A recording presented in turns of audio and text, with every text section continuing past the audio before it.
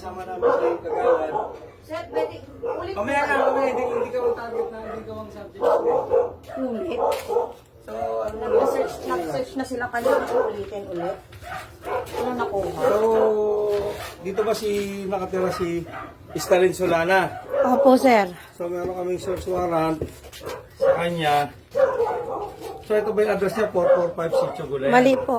Anong address? 474 po kami, Pero sir. ito yung bahay ni Opo. Stalin Solana. Meron kaming search warrant, formado na ni Judge Batara ng RTC Branch 72. So, pwedeng makilaan mo na, makiran mo na kami. At dito ka muna at kami ano. Halika, Stalin. Ikaw si Stalin? Okay. Halika, dito ka. Kasama natin si Kagawad. Sir, Talang ate, huwag ka muna, hindi ka muna ano. Ikaw si Stalin Solana. Ha? Sir. Ikaw si Stalin Solana. So meron kaming search warrant laban sa'yo na dahil sa pag-iingat mo ng isang baril na debola, ha?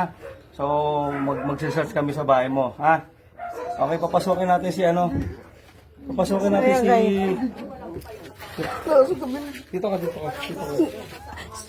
sige sir, okay lang po. Okay, Na-video ko na po yan kanina. Anak mo na, dyan naman si Kagawad tsaka si... Sige, sige po. At nandito naman dito si Stalin. Ate, dito muna kayo. Babaw mo na. Ate, pwede bang ano? Padalin mo po muna to. Padalin mo. Grabe naman. O, Stalin, dito ka. Dito si Kagawad. Kuya, nakita kong ginawa mo. Nanggaling na kayo rito kanina sa akin. Ayan si... Huwag mo tayong magkuhan. Okay, ano natin para yung mga ibang tao di makapasok. Ate, Maniwala dyan, sir. Dali lang, dali. Sir, bye ko naman dito. Ba't pinapag doon? dito ka muna. Hindi, kuya. May nauna na sa inyong pulis sa loob ng bahay ko. Hindi ho ako papayag na i-video ko kanina. Pinalabas ako ng pulis nyo. Ha? May video ho ako. Pinalalabas niya ako. Nauna na silang pumasok sa bahay ko. Mayroon ho akong video kanina pa na pumunta na kayo rito. Ngayon magkakaroon na kami ng baril sa loob ng bahay namin. Naibidyo ko po kanina na pinalabas ako ng pulis nyo. Ha? Lalagyan nyo ng baril dyan? Kahit sa taas ho, akyatin nyo. Gulong-gulo ang bahay ko. Magulo na ang bahay ko kanina pa. Bakit tinagay yung baril doon? Oh. Totoo. Sir, hindi naman ho pwede yun. Hindi rin ho ako papayag. Nauna na silang mag-search sa bahay ko. Kanina pa. Nalagay niyo. Oo, alam ko yan.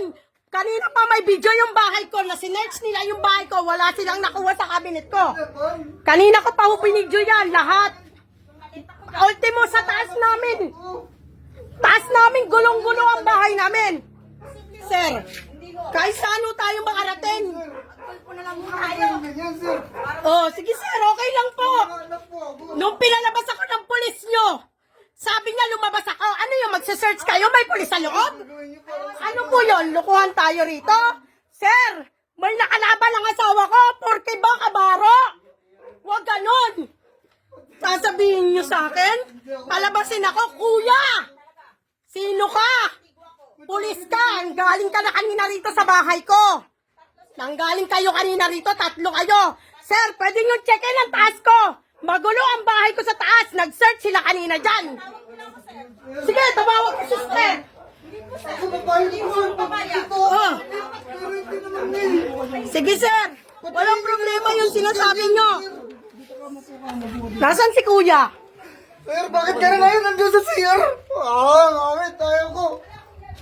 Kuya, ikaw ang pumasok kanina sa banyo namin. Pumasok ka dito sa bahay ko, kuya. May paganyan-ganyan ka, pinalabas mo ako sa bahay ko. Sariling bahay ko. Ako tapos ganun. Sir, Yung baril. alam ko yan, kahit akyatin Ito yung na taas ko. mo yung ano, sa CR yung tao, sir. Pinindyoan ko na yan. Hindi rin naman ako papayag, sir. Kahit tingnan nyo. Ako lalaban ako, sir. Ngayon, titingnan ko, bibidyoin ko yung taas ko kung anong ginawa nyo. Ha? Ganyan, sir, bakit? Ah! Ginulo na po nila kanina yung bahay ko. Nag-search na sila, bumalik. Tama po ba? Na bumalik sila rito? Nag-search warrants na sila? Ngayon babalik, nilagyan ng baril yung bahay namin? Ano po yon? Tama po ba? Ito po yung mga pulis. Yan po. Lalapit ko yan. Magtutulungan ako, sir. Kuya, ikaw ang